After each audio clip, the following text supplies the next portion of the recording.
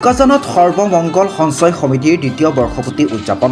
বোকাজানৰ এক লেখত ল'বলগীয়া অনুষ্ঠান সৰ্বমংগল সঞ্চয় সমিতি বোকাজান 2023-ৰ 7 এপ্ৰিল তাৰিখে কেইজনমান সৰ্বৰসী লোকৰ প্ৰচেষ্টাত জন্ম দিয়া হৈছিল, যাৰ উদ্দেশ্য হৈছিল যিসকল ব্যক্তি কৰ্মজীৱনৰ পৰা অৱসৰ গ্ৰহণ কৰে সেইসকল ব্যক্তিক আহিবলগীয়া দিনবোৰ সৰ্বাংগীন সুন্দৰ হোৱাৰ লগতে অনুপ্ৰেৰণা যোগোৱা আৰু যিসকল ছাত্ৰ-ছাত্ৰী আৰ্থিকভাৱে দুৰ্বল সেইসকল ছাত্ৰ-ছাত্ৰীক শিক্ষাৰ ক্ষেত্ৰত কোনো অসুবিধাৰ সন্মুখীন নহ'বৰ বাবে আৰ্থিকভাৱে সহায় কৰা।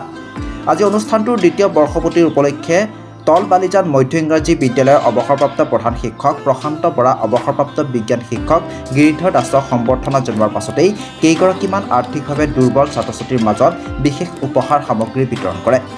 চৰকাৰ তথা শিক্ষা বিভাগৰ তৰফৰ পৰা ছাত্ৰ-ছাত্ৰীসকলক বিভিন্ন সময়ত বিভিন্ন ধৰণৰ সাহায্য প্ৰদান কৰি আহিছে যদিও কিছু ক্ষেত্ৰত ছাত্ৰ-ছাত্ৰীসকল লাগতিয়াল সামগ্ৰীসমূহৰ পৰা বঞ্চিত হৈ আহিছে। সেই উদ্দেশ্যক লৈ সৰ্বমংগল সঞ্চয় সমিতি বোকাজানৰ বিষয়ববীয়াসকলে এই কাৰ্যসূচী হাতত লোৱাৰ কথা জানিবলৈ দিয়ে। অনুষ্ঠানৰ লগত সংগতি ৰাখি এখন সভাও অনুষ্ঠিত কৰা হয়।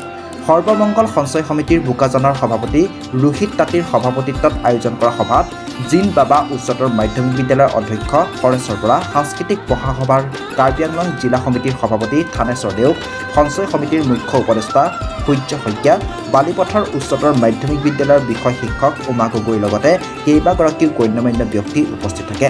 আজি সৰ্বমংগল সঞ্চয় সমিতিৰ দ্বিতীয় বৰ্ষপূৰ্তিৰ উপলক্ষে অৱসৰপ্ৰাপ্ত শিক্ষয়িত্ৰী বীণা গগৈয়ে কেক কাটি উদযাপন কৰে।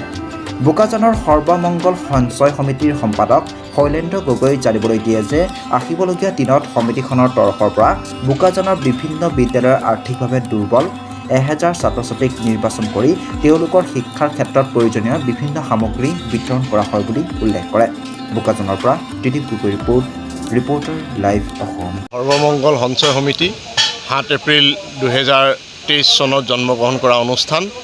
আমি এই 2025-ৰ 7 এপ্ৰিলত 2টা বৰ্ষ সম্পূৰ্ণ কৰিলোঁ আৰু আজি আমি এই দুবছৰীয়া বৰ্ষপূৰ্তি অনুষ্ঠান আমি উদযাপন কৰিছোঁ।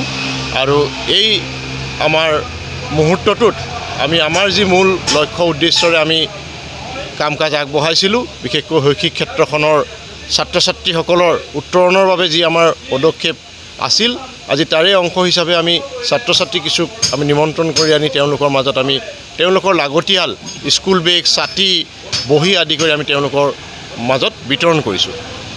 হয়, আমি কৈছোঁৱেই, আমি বিশেষকৈ শৈক্ষিক ক্ষেত্ৰখনত আমি আমাৰ কাম কাজ আমি বৰ্তমান কৰি আছোঁ আৰু এই আগন্তুক এটা বছৰৰ ভিতৰত আমি প্ৰায় 1000 ছাত্ৰ-ছাত্ৰীৰ মাজত প্ৰধানকৈ আমাৰ চৰকাৰী বিদ্যালয়ৰ আৰ্থিকভাৱে দুৰ্বল ছাত্ৰ-ছাত্ৰীসকলক আমি নিৰ্বাচন কৰি তেখেতলোকৰ বিশেষকৈ অভাৱ থকা তেওঁলোকৰ যি সামগ্ৰী যেনে আপোনাৰ জোতা, চুৱেটাৰ আৰু স্কুল বেগ ইত্যাদি সামগ্ৰীসমূহ আৰু এই বছৰ আমাৰ চৰকাৰৰ তৰফৰ পৰা তেওঁলোকৰ অভ্যাসন এক্সাৰচাইজ বহি উপলব্ধ হোৱা নাই বুলি আমি জানিব পাৰিছোঁ। গতিকে তেওঁলোকক বিনামূলীয়াকৈ এক্সাৰচাইজ বহি আদি আমি প্ৰদান কৰাৰ বাবে আমি চিন্তা চৰ্চা কৰিছোঁ আৰু আগৰ দৰে আমাক যিদৰে বিভিন্ন অনুষ্ঠান প্ৰতিষ্ঠান ব্যক্তিয়ে সহায় আগবঢ়াইছে, আমাৰ এই 1000 ছাত্ৰ-ছাত্ৰীক আমি যি উপহাৰ সামগ্ৰী বিতৰণ কৰিবলৈ আগবাঢ়িছোঁ, আমি সকলোৰে পৰা ঠিক সহায় সহযোগিতাখিনি আমি পাম বুলি আশা ৰাখিছোঁ।